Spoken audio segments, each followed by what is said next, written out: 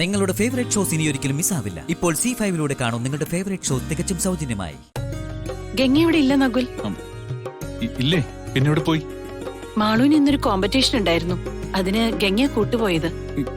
ഗംഗ എന്തിനാ അയച്ചത്? അത് പിന്നെ ഗംഗ ചെല്ലണോന്ന് മാളു വാശി പിടിച്ചു, അതുകൊണ്ടാ ഗംഗ കൂട്ടുപോയത്.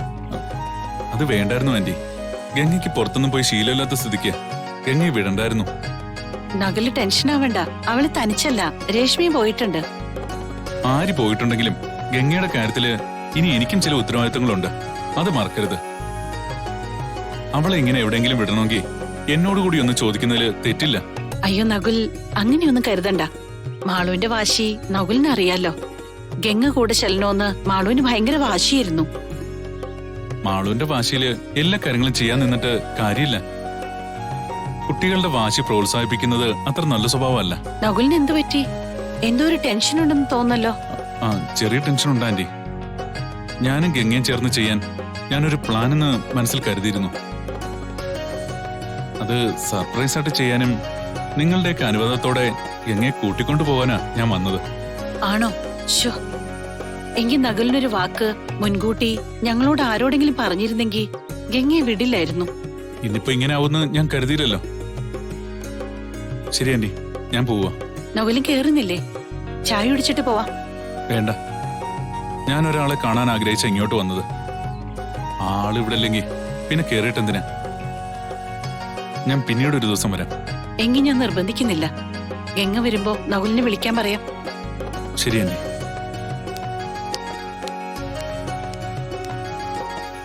ഞാൻ എന്തൊക്കെ പ്ലാൻ ചെയ്താലും അതൊക്കെ ആ കുട്ടിപ്പിശാചി കുളമാക്കുകയാണല്ലോ. ഗംഗയ്ക്ക് എന്തെങ്കിലും സംഭവിച്ചാ അത് വലിയ പ്രശ്നമാവും. ഗംഗയെ കരുവാക്കി ഞാൻ സ്വപ്നം കണ്ടത് 1-2 രൂപയല്ല, ലക്ഷങ്ങളാ. അതൊന്നും നഷ്ടപ്പെടുത്താൻ സാധിക്കില്ല. എടി മാളു, നിനക്കുള്ള സമ്മാനം ഞാൻ തന്നിരിക്കും.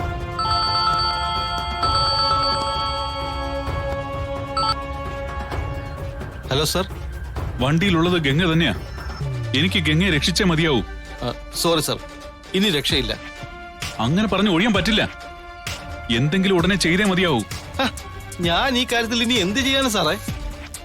സാറ് പറഞ്ഞതുപോലെ എന്നെ ഏൽപ്പിച്ച ജോലി ഭംഗിയായിട്ട് ഞാൻ ചെയ്തു കഴിഞ്ഞു. ഞാൻ ഈ കഷ്ടപ്പെട്ടത് മുഴുവൻ ഗംഗയ്ക്ക് വേണ്ടിയാ.